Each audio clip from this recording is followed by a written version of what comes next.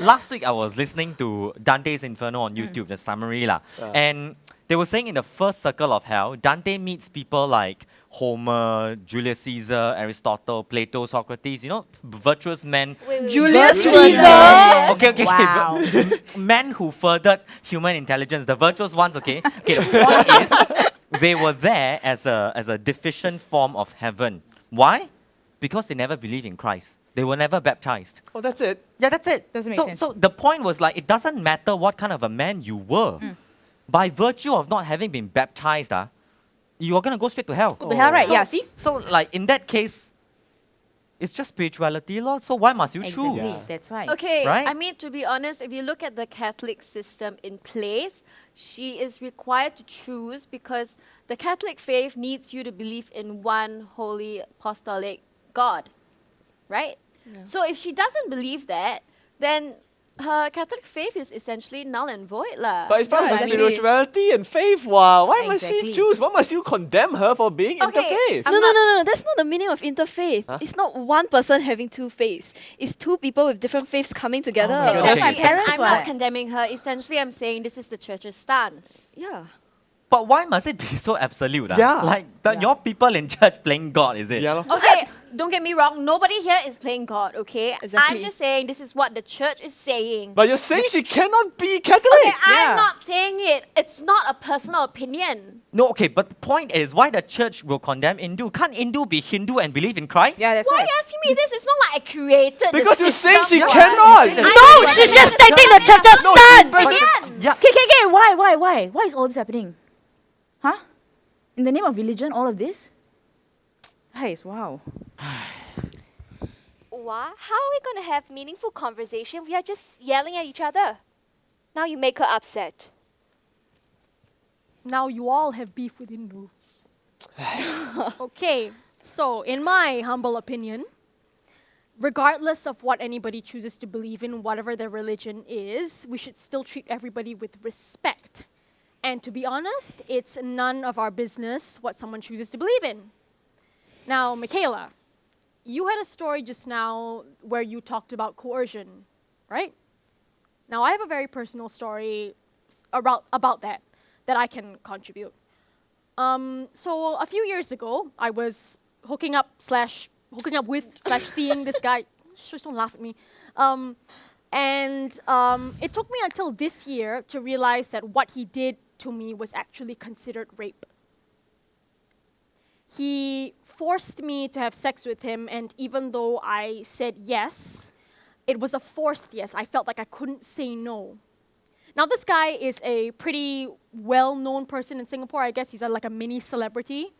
And he talks about very controversial things. He's a bit of a social justice warrior. And I think about, okay, what would have happened then if I actually had reported it? Because I didn't. Does his celebrity status earn him some sort of a free pass? You know, does that make him a good person? Would it actually have made a difference for me or anybody else in his life afterwards if I had reported it? Okay, let me just break your bubble lah. It's not gonna make a difference. Okay, so let me just tell you my story. So my ex-boyfriend and I, earlier last year, we got into an argument at MBS and it was over nothing. So he picked me up by my armpit and he tried to throw me into the water, the Marina Bay waters. Yeah, okay, so basically he tried to kill me lah. So 20 to 30 people walked past and I screamed for help, but nobody helped me. May 1st, 2019, I found myself in a situation where I was alone with him and he said, I want to beep, hit you. Okay. Cornered me to the room, took 2 metal hangers and whacked me on both my legs multiple times. His mum, his dad and his sister was outside. And I told them, he hit me with a metal hanger. But still, they didn't do anything. So like I just said, I reported it to the police. But the funny thing is, right, the policeman called me back. He said, you sure you want to continue with your report? Because it states here he's in NDU, naval diving unit. So? Exactly. Who gives a goddamn whether he's in the elite force? So that's the first opportunity that they are trying to protect him lah. So my case went for a hearing with the judge. And the best part of it, the judge said, but it's your fault you want to go and find him. So the judge blamed me as the victim, that it's my fault that I got abused.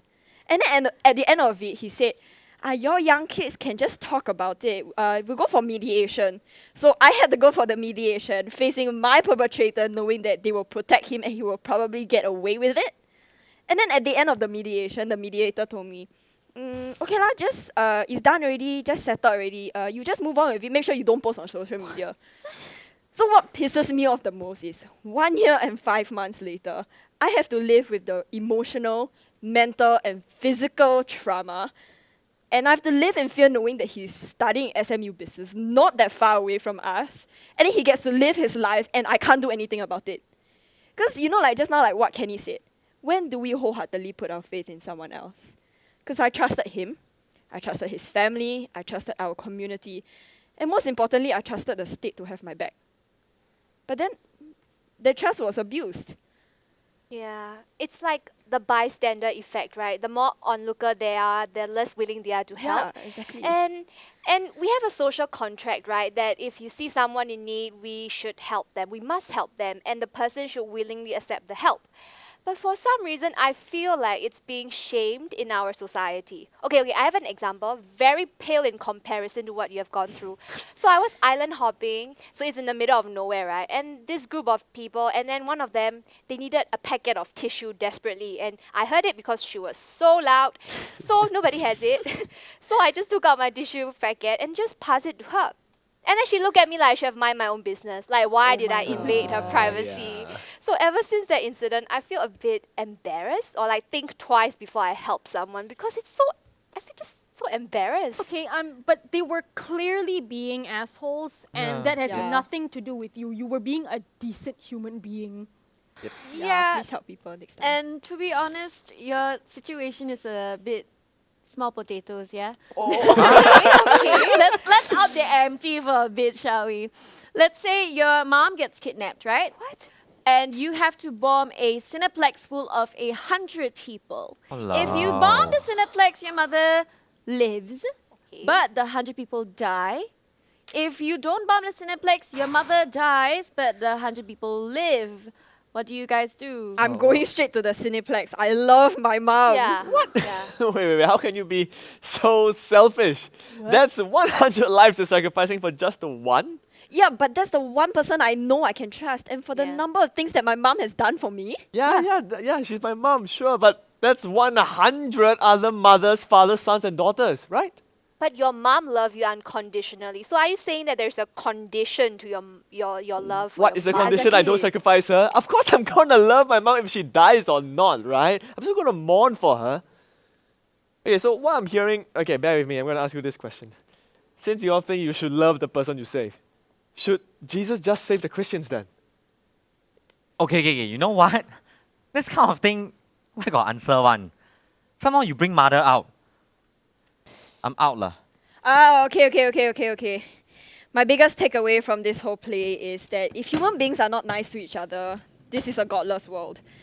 And just like what Michaela said just now, all we are asking for is accountability.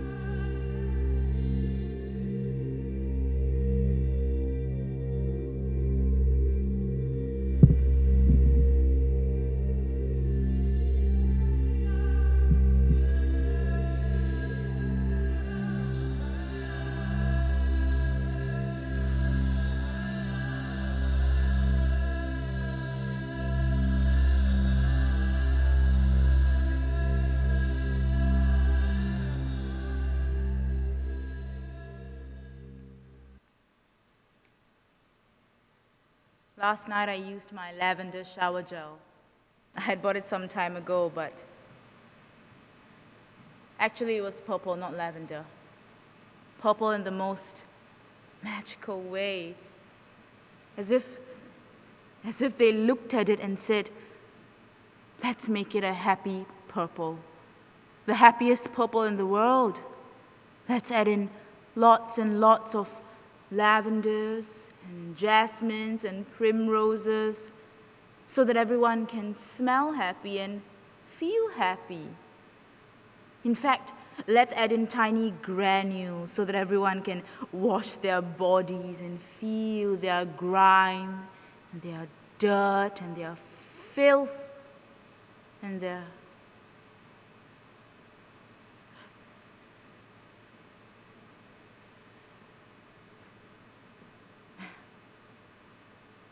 I walked out of the shower and I felt, yes, It's okay.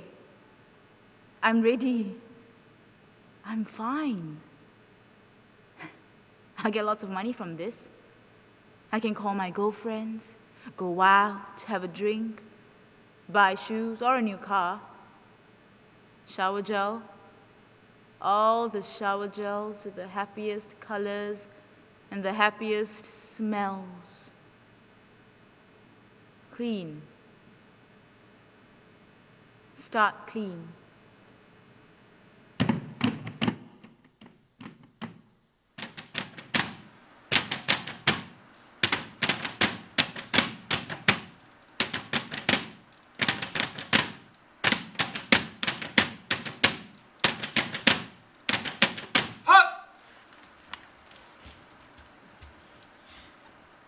I'm not guilty. Tell them to stop. I am not guilty. Tell them to stop. I am not guilty. Tell them to stop. It's beyond my control. Do you understand? Everything is beyond my control. People look up to you. They worship you. They will do anything for you. And you say you have no control.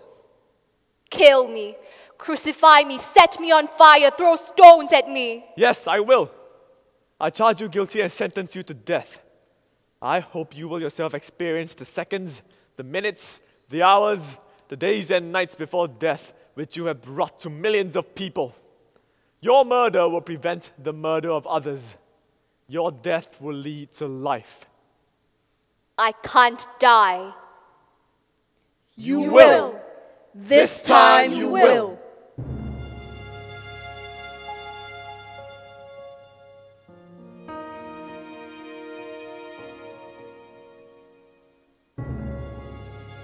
They say that God is within me, that God is within us all. Does it mean if you die, God dies? Does it mean if you kill someone, you kill God? Does it mean if you are sick, God is sick? I know that God is inside me. When my mother consumed my father's semen, I was conceived. After I was conceived, I consumed God. After I consumed God, I kept Him inside me. That's all. That's all I know.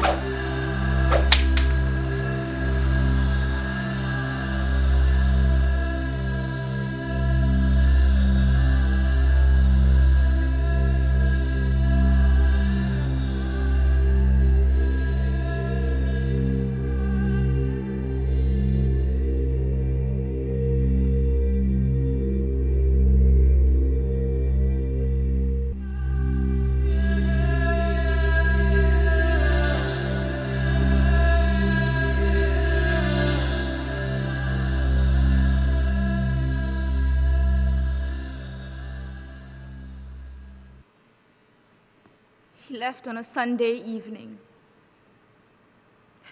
It was cold because it had been raining. I sat there by his side for an hour and watched him. I could only look at the numbers on the machines, going lower and lower and lower. Maybe I should have prayed. Maybe I should have whispered to him that I loved him.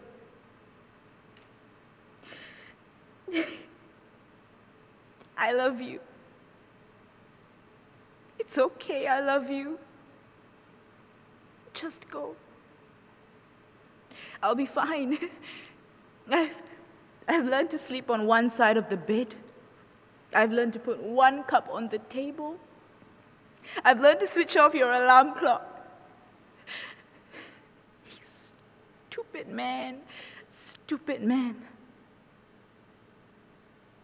After everything I've done, we've done. And now, finish. I sign your death cert and I go home alone. Alone. You hear that? Alone. Finish. It's over, the end.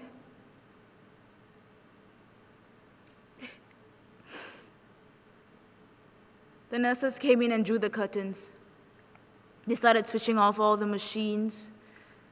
With their gloves on, they removed the tubes from his nose, pulled out the needles from his arm, his wrist, and his throat.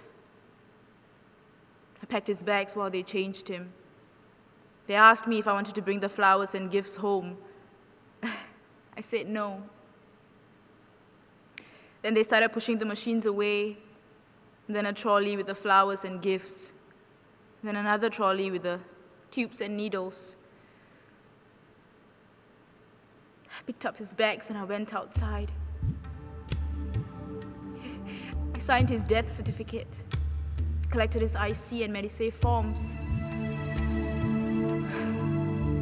and then I went back in. The curtain was open and he was no longer there. He was no longer there.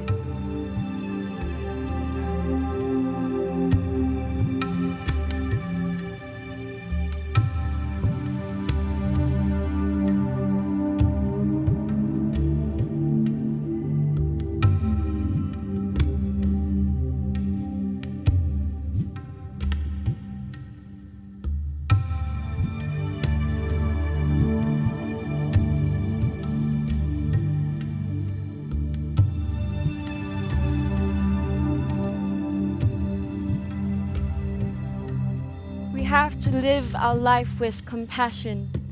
We have to see things from the bigger perspective. Art is important, but sometimes we just have to say what we have to say. No subtext, no metaphors, no symbols. We should say things that we want, especially things that are important to us, things that are close to us all. If you leave here today with no answers, no messages, maybe even a little confused, I hope you leave with some personal reflection. Thank you.